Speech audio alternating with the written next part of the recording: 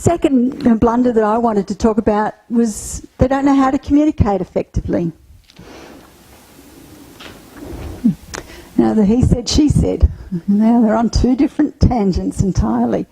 And communicating effectively with each other is simply that. It is about sharing your story with somebody else. You don't have to do it the same way, be it the same way, but you can share it the same way and maybe find love in that.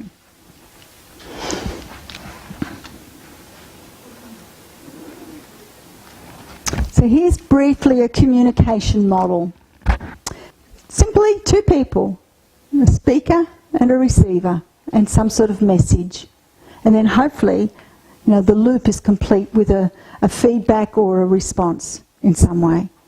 And if we can continue this without any interruption, like this, exactly, because this is what ends up happening. We end up with noise, and noise can be environmental noise, or noise can be in our own heads. Okay, that stops us from either sending the message adequately or receiving it as it was intended.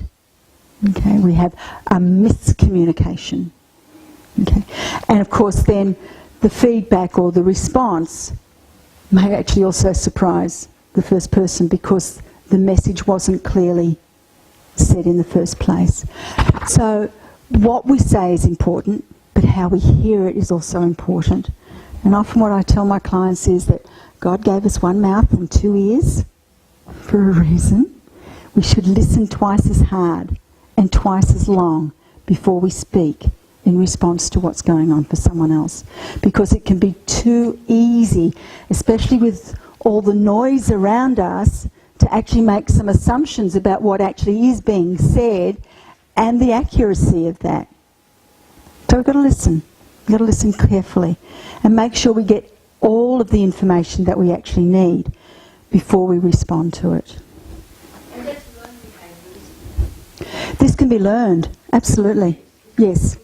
Yeah, we learn by observing those, particularly our parents in the first instance, as to how they communicate with each other. Absolutely.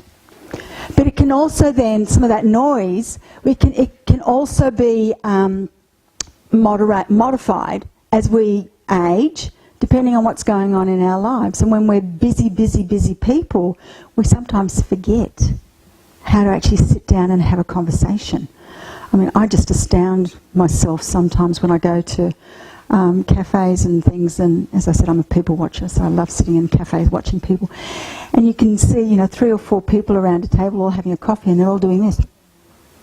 Like, what happened to communication? They're talking to something or someone else on the other side of town rather than talking to the people who are right here in front of them. Is anybody guilty? Yeah, well, I can do it too. And sometimes I actually have to say, no, put it away. Now my kids come to have dinner with me, and one in particular likes to do this, and I say, phones are banned from the dinner table. They don't happen here because there's too much noise, and then we don't communicate with each other. And communication at the end of the day really is all we've got. If we have only our voice and our body to communicate with.